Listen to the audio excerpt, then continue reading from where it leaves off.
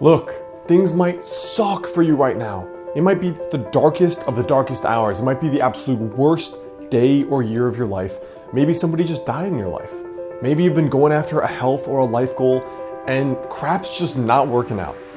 In reality, that's the name of the game of life. You know, there's this guy named Neil, and he wrote a series of best-selling books on happiness. And he talks about how he had the worst year of his life. And in fact, I believe it was the worst week of his life. Because what happened was, not only did he get laid off from his job, his wife divorced him, and his father died of a brain tumor, I think, something like that. But in reality, his entire life, his whole friggin' identity, everything he had known, the 9 hours in the day that was his job, coming home to his amazing wife, and then seeing his parents in the holidays, all gone. Finished. Gone, like that. Overnight. And he talks about, at first, just going into the deepest hole he'd ever been in. He had no clue how to cope with it because he'd never had to deal with something that big, especially all at once. And so what he did was he started writing down all the simple things that made him happy. He wrote down the sip of a freshly brewed cup of coffee. Just imagine that first sip tastes so good.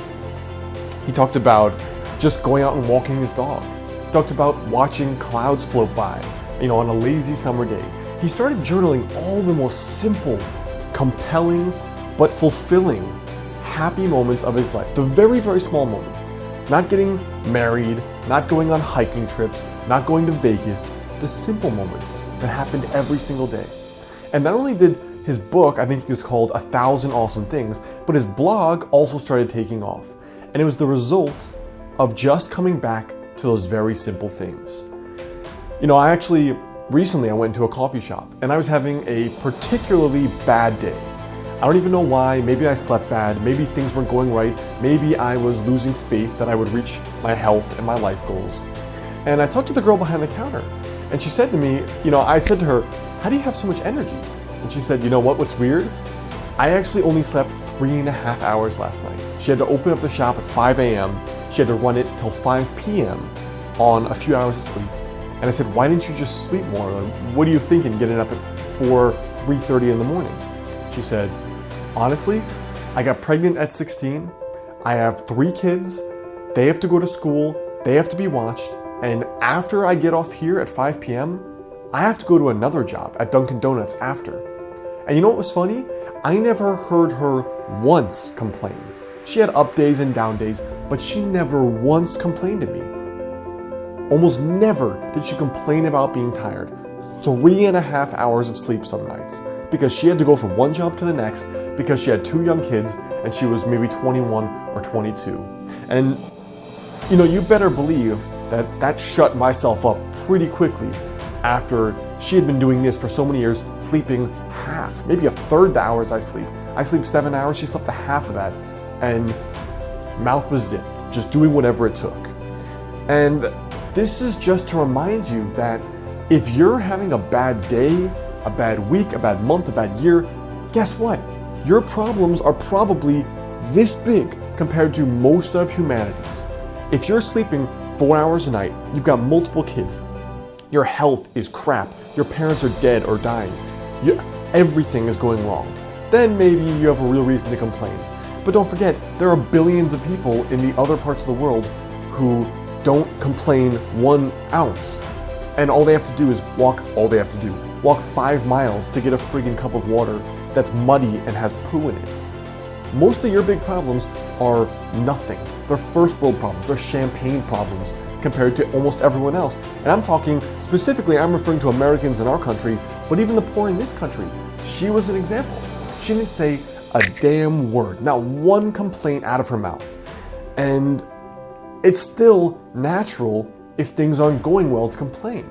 If you're having an off day, listen, it's totally natural. So here's what I personally do when an off day happens. The very first thing is I step away from the goal. So when I started not only my business, but I started writing my books and I started going after fitness goals, on the days where I wasn't seeing progress, or I compared myself to someone else on social media, or I was not having fun, or I slept like crap, I just walked away from it. Literally, give yourself full permission to walk away. So if you're discouraged because you're trying to lose weight or you're trying to do something for fitness and you've been going after it hard, depriving yourself, doing all this stuff, staying committed, so the first thing is to just back up. Just get away from all the emotional clutter. Because sometimes we get too intertwined with the goal and it's so emotionally driving us that it drains us and it's just discouraging and depressing. What I like to do then is I just do a one-page breakdown of all the crap that's in my head. So if there are fears, if there are things that are discouraging me, limiting beliefs, things people have said to me, get that all out on paper. So maybe the goal is you're trying to lose weight. So you say, I'm afraid I'm never gonna reach my goal. Or I've been working so hard for a week and I've seen the scale go up. Or I've tried these 5 things and guess what? They haven't been working. Put all those tactics you are doing, all the fears, all the strategies on one piece of paper. And guess what? It's like a giant emotional release. It just gets rid of all the crap in your head because now it's not up here and it's on paper. It's out. It's empty. That's why a lot of teachers suggest getting out a little brain dump before you go to bed. Put together the to-do list the night before so there's no stress and there's no clutter mentally to think about before you go to sleep.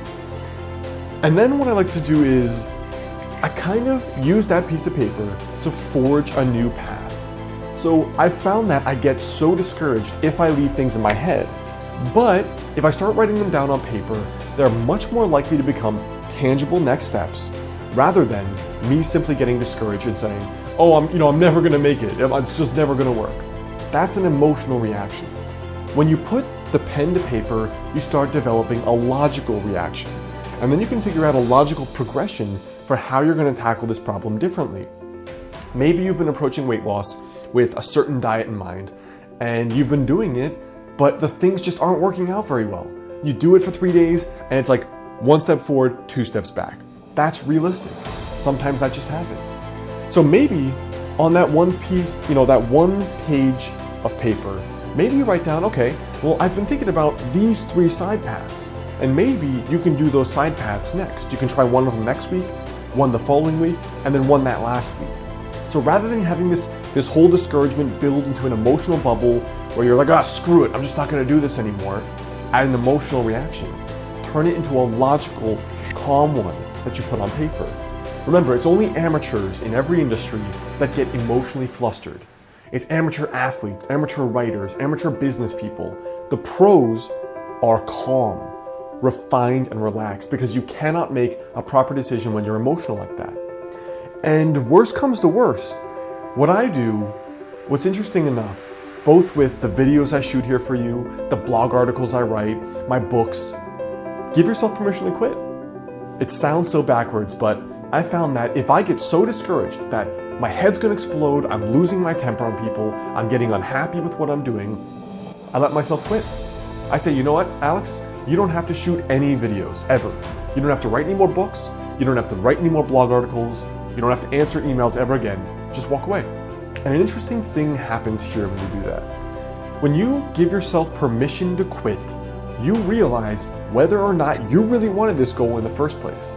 I guarantee Olympic athletes have wanted to quit so many times, but when they give themselves permission to walk away for a few days, they remember why they started in the first place. And that 100% of the time has happened to me. I give myself permission to quit and never do any of this stuff again if it gets hard. And guess what? After a day, I realized this really gives my life so much purpose and so much meaning. And that is why I have never quit despite wanting to for 3 years. When you keep going over and over, when you allow yourself the space to say, hey, guess what? You don't have to do this. You're doing this for yourself. When you allow yourself permission to quit, the irony is that you come back stronger than ever.